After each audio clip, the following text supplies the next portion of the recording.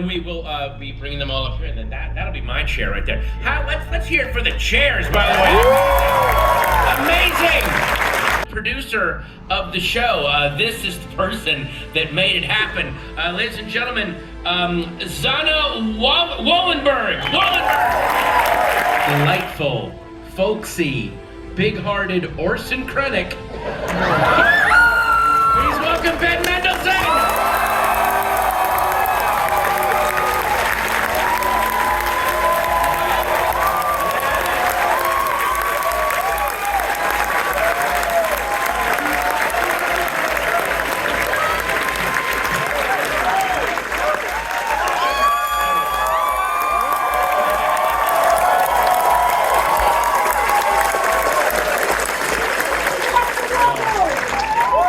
He is disappointed in all of you. Bix Colleen, please.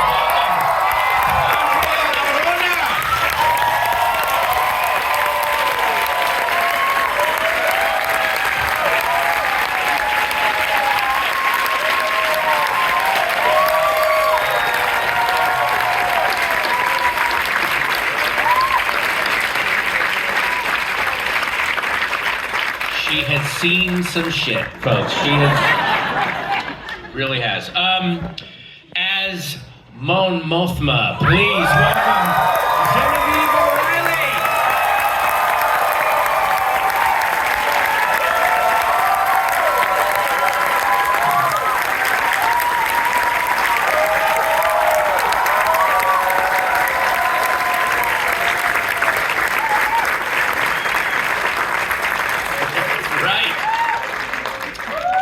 Taking down the Empire one gala dance at a time.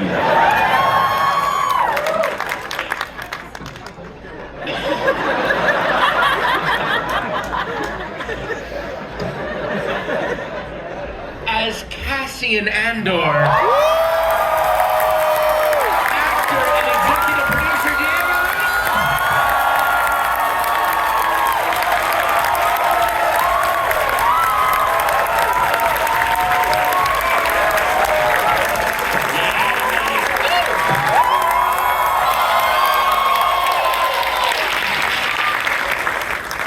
Sure, we all can't wait to see the further adventures of... Oh, wait. Yeah.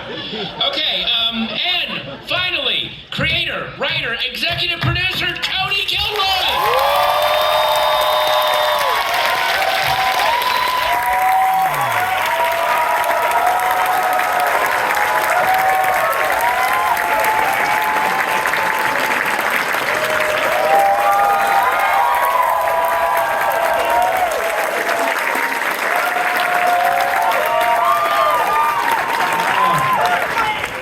People, yes. This cast and crew. Okay, just want to start off with a general question for everyone. Kirk or Picard? Who are your,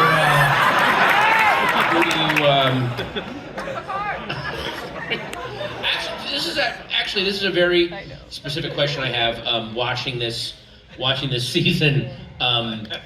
You guys all play, as actors, all of your characters have gone through radical changes, not just between season 1 and this season, but then in each 3-episode chunk, there are these huge changes where you're just not the people that, so how did you, as actors, how did you track that? Did you talk with Tony, with the other writers? Was that mapped out for you, or how did you kind of put that together? Because all of you, the way you track your characters is extraordinary. It really is.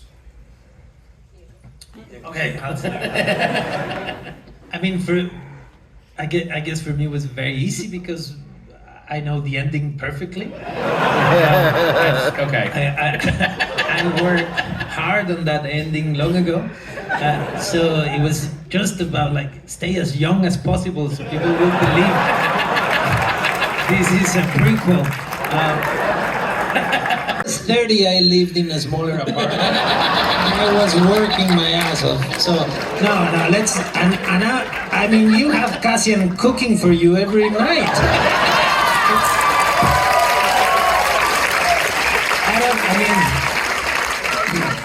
I think it's you are unfair. I was having. I remember Tony talking about the relation of Biggs and Cassian on season 1, you know, and for this is a character that everything has been taken away from him. He has to start in Ferrex this life, this new life, this new family, this new community, and Biggs is everything. He said to us, Biggs is everything. You are everything for each other. Your family, your friends. You're the first love.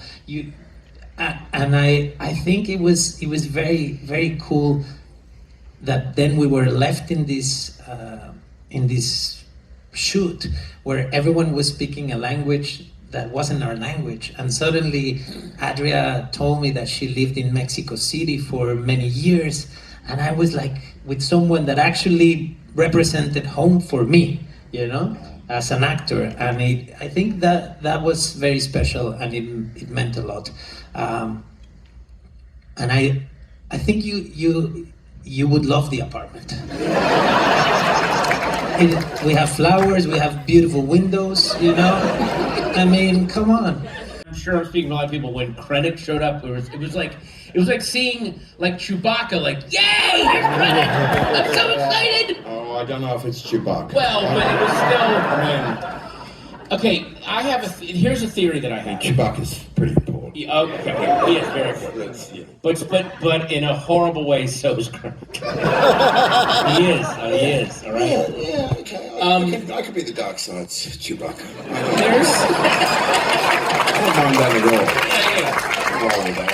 So there's a scene in Rogue One where you encounter Darth Vader and he kind of hands you your ass, and it's like We have a discussion. well, yeah, but he really like just kind of Look, hammers I you. don't want to get all Shania Twain on you, but that don't impress me much. Ah, He's got the Force bullshit going on, yada yada.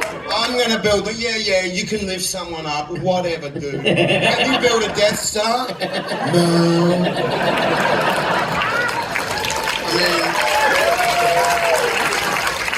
did they cut all that dialogue out of the scene? Because that would have been. Yeah, they felt like it ruined it. Yeah. It seemed to me, especially in that scene with Deidre Miro, and I know that the pressing on top of the head was not in the script. That was it.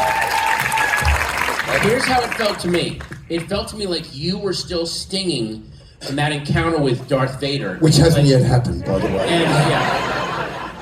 But it felt like you were going, now it's my turn to kick down. And in a way, your vocal patterns started to kind of mimic Darth Vader's. Like you were trying to let me walk around in that power for a little bit. It was so unnerving, that scene with you and her, and that where do you get, because look at how jovial and happy he is. and you're just so fucking evil in this show. Like, where did you get this character from? I don't know. You know, you got to take the right things at the right time. Like it's a sequence, you know. There you go. That's enigmatic. It's quite simple, you know, when you get down to it. Damn. Just add cape. Yeah, just add cape. You need to record voice memos to get people out of bed in the morning. That's an amazing. Available. I'm available. I don't I'm cheap, but I do. Yeah, a little trembly. But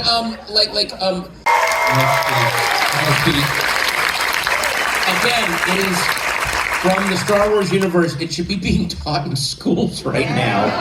When you got the script, Genevieve, were you like, oh boy, this is were you nervous doing it? Because was that one of the few things that was shot not on a practical set, because that's in the Senate. So were you against a green screen or something, because it's so emotional? That's right. All of the sets are practical. They're all built with such detail and such fun for an actor. But you're right, the Senate is of course a big, wide, cavernous green screen, and so that it was different. I remember Tony came in to me one day And they had delivered that series of scripts, and he said to me, "So, have you read the scripts?" And I said, "Of course I have." And he goes, "So," and they were extraordinary. And you know, that speech is the fulcrum of who that woman is, that everything was driving to that moment. All the history that he created, all the culture that they wrote, all feeds into that one moment where you see all that silence is because of that moment when someone chooses to use their voice and when a voice can be powerful. And so it was vital to me to be able to give that, to be able to stand in that very big, wide green screen and feel the loneliness and the terror of Oh yeah, maybe that helped then. Yeah. Yeah.